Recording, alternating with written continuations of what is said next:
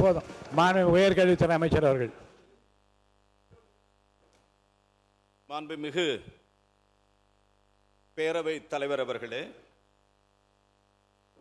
மிகவும் முக்கியத்துவம் வாய்ந்த தீர்மானத்தை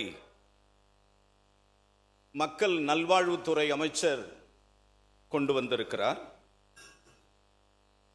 அரசின் சார்பில் கொண்டு வந்திருக்கிற இந்த தனி தீர்மானத்தை இந்திய தேசிய காங்கிரஸ் பேரியக்கத்தின் சார்பாக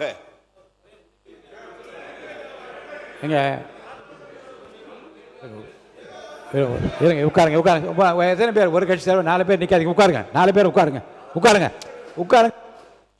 மாண்பு உறுப்பினர் தொடர்ந்து அவர் அமைச்சர் உட்காருங்க. மாண்பு உறுப்பினருக்கு வரவேற்று பேச மட்டும் அனுமதி தருகிறேன். திரும்ப திரும்ப குற்றச்சாட்டுகள் அடுக்குவார்களே ஆனால் நிச்சயமாக அவர் பேசிய அனைத்தும் அவைக்குள் நீக்கி விடுவேன்.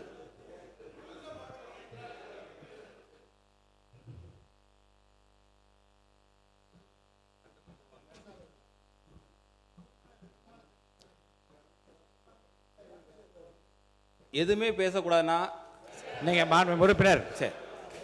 நீட் ஒழிப்பு மாண்பு மக்கள் நலத்துறை அமைச்சர்.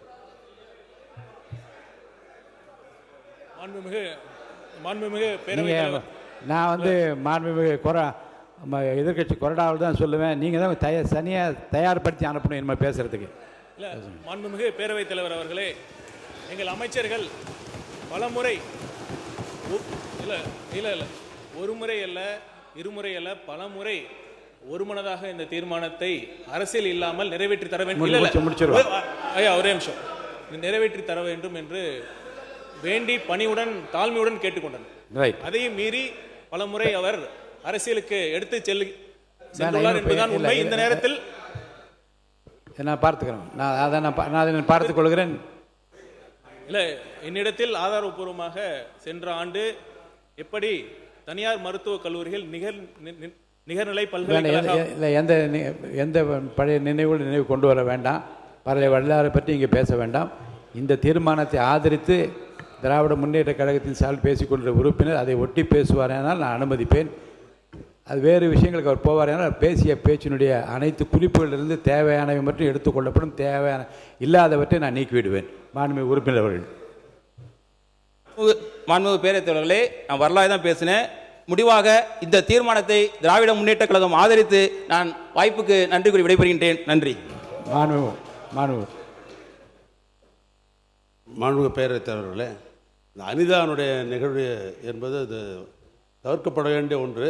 ஆனால் அது இறந்து விட்டது. ஆனால் எங்களுடைய தலைவர் அவர்கள், முன்னாள் முதலமைச்சர் அவர்கள் நேரடியாக அவருடைய இல்லத்திற்கு சென்று அவருடைய தேவைகள் எல்லாம் கூட அதில் கலந்து கொண்டு பூர்த்தி செய்தார் என்பதை நான் பதிவு செய்கிறேன். மாண்புமிகு உயர்கல்வித்துறை அமைச்சர் அவர்கள். மாண்புமிகு பொதுப்பணித்துறை அமைச்சர்.